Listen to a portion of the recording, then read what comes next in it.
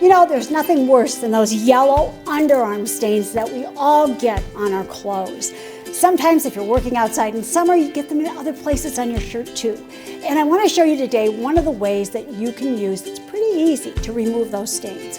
So you're going to take about a gallon of warm water. Now that can be in a utility sink, in your sink at home, in a container like I have, however you like to do it. We're going to take a half cup of baking soda, a gallon of warm water. We're going to put it in, and then we would immerse our clothes in that and let them soak for at least a couple of hours. They can soak longer if you want.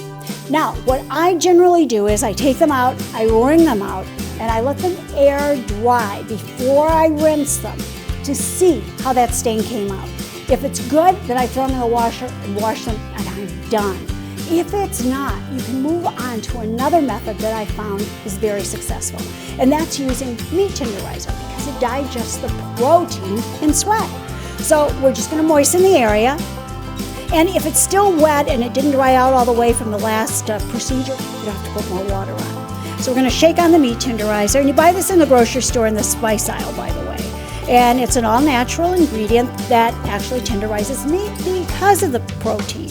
Take a brush, give it a little brush in, and again, we're not going to work harder, we're going to work smarter, and we're going to let this soak in, and we're going to leave it at least a couple hours, if not overnight.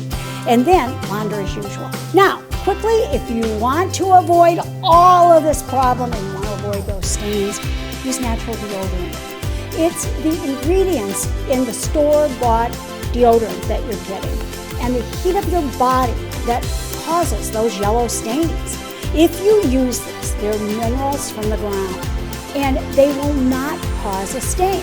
So if you've got sweat stains, give these things some try, and for sure, change your deodorant. For more information, go to queenofclean.com.